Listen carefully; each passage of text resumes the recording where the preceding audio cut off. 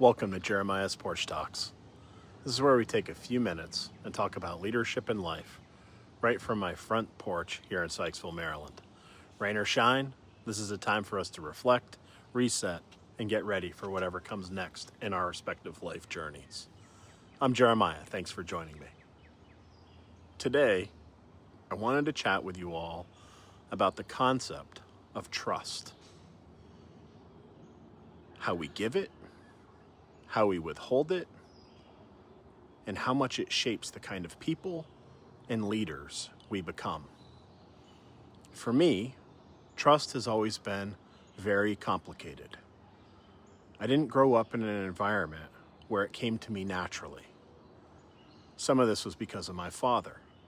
He chose to live a life on the outskirts of mine. This was the same for my brother. We didn't get the version of a dad who showed up, who was present, and who taught us what it meant to be steady and safe. What we got instead was absence. And that kind of absence feels a lot like rejection when you're a kid. So I learned early to keep my guard up, to read between the lines, to wait and watch. And eventually, what this did was it built a rule or a life code for me that said trust but verify. It felt smart to me, it protected me from disappointment, and it gave me a little bit of control in a world that didn't always seem secure. But here's the problem. People can feel when you don't trust them, even if you never say it out loud. They can pick up on your hesitation, or if you second guess their actions or intentions. They can also feel the space between what you say and what you really mean. And over time, that space, it can often become a wall. I started to notice this in my own leadership, in my own teams, and even in some of my own friendships.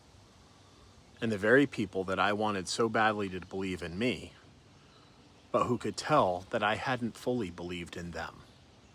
Not because of anything they did wrong. That's when I started to wrestle with this idea.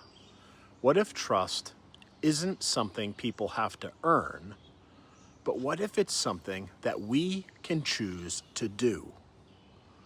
I have to admit, when I first grappled with this concept, it was very difficult for me. Because choosing to trust meant giving up some control. It meant risking rejection again. And yet it also meant opening the door to something better.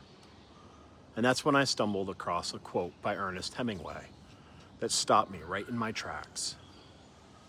The best way to find out if you can trust somebody is to actually trust them. It's simple, it's direct, and honestly, it's kind of maddening when you're wired like I am. But it's also freeing. Because if you trust as a choice, then I get to make that choice. I get to grow that muscle, even if it's something that I'm shaky or I'm not good at. And this means I also get to lead with belief, not just caution. And when I do that, when I've chosen trust, even when it didn't seem entirely safe for me to do so, something beautiful happened. People started to notice. People started to lean more into our relationship, and people felt more connected. And more importantly, I felt as though part of me began to heal. So here's my challenge. Think of someone in your life that you've been hesitant to trust. Not because of anything that they've done out and out wrong, but because of your own story or your own wounds. Just for this week, try something different. Try choosing to trust them. Give them a little bit more room, a little bit more grace, and see what happens. Not just in them, but in you as well. Trust isn't just a gift we give others. It's also a gift we give ourselves. That's it for today. Thanks for spending a little bit of time with me on Jeremiah's Porch Talks. Rain or shine, I'll see you next time. And always remember to keep the most important things the most important things.